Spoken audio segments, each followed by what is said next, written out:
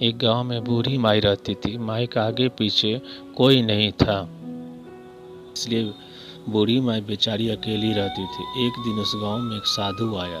बूढ़ी माई ने साधु का बहुत ही प्रेम पूर्वक आदर सत्कार किया।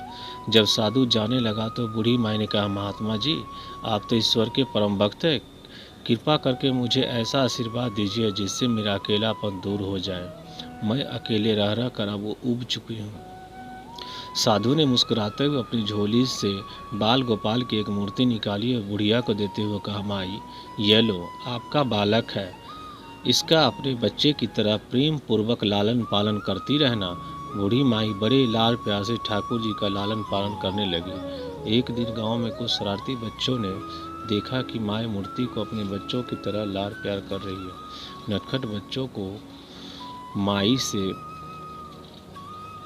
हंसी मजाक करने की सूझी। उन्होंने माई से कहा, अरे मैया सुन, आज गांव में जंगल से एक भेड़िया घुस आया है जो छोटे बच्चों को उठा कर ले जाता है और मार कर खा जाता है। तुम अपने लाल का ख्याल रखना, कहीं भेड़िया इसे उठा कर न ले जाए। बुढ़िया माई ने अपने बाल गोपाल को उसी समय कुटिया में विराजमान किया और स्वयं लाठी लेकर दरवाजे पर पहरा लगाने के लिए बैठ गई, अपने लाल को भेड़ियों से बचाने के लिए।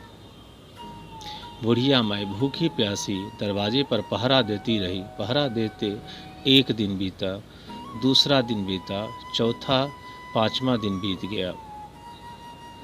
बुढ़िया माई 5 दिन और 5 रात लगातार बगैर पलक के झपकाए भेड़िए से अपने बाल गोपाल की रक्षा के लिए पहरा देती रही। उस भोली भाली मैया का यह भाव देखकर ठाकुर जी का हृदय प्रेम से भर गया।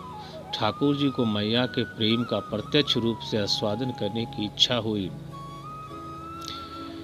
भगवान बहुत ही सुंदर रूप धारण कर वस्त्र आभूषणों से सुसज्जित होकर माई के पास आए। ठाकुर जी के पांव की आहट पाकर माई डर गई। कहीं दुष्ट भेड़िया तो नहीं आ गया है मेरे लाल को उठाने। माई ने लाठी उठाई और भेड़िए को भगाने के लिए उठ खड़ी हुई। तब श्याम सुंदर ने कहा, मैया, मैं हूँ तेरा वही बालक जिसकी तुम रक्षा करती हो। माई ने कहा, क्या? चल हट, तेरे जैसे बहुत देखे हैं, तेरे जैसे सैकड़ों अपने लाल पर निछावर कर दूं। अब ऐसे मत कहियो, चल जा यहाँ से, भाग यहाँ से।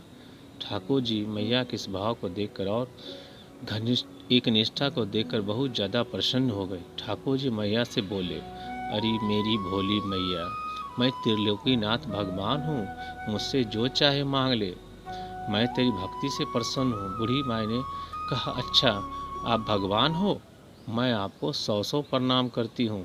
कृपा करके मुझे एक वरदान दीजिए कि मेरे प्राण प्यारे को भेड़िया ना ले जाए।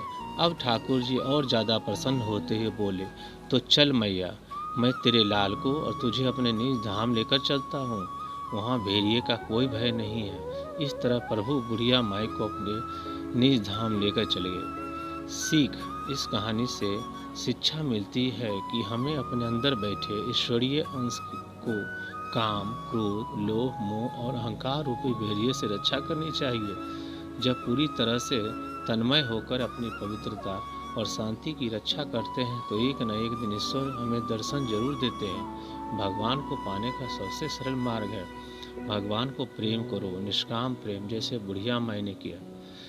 दोस्तों, ये कहानी आपको कैसी लगी? अच्छी लगी हो तो कमेंट जरूर करें, लाइक, शेयर और सब्सक्राइब करें। ऐसी ही और शिक्षाप्रद, भक्तिपूर्ण और मोरल स्टोरी के लिए धन्यवाद।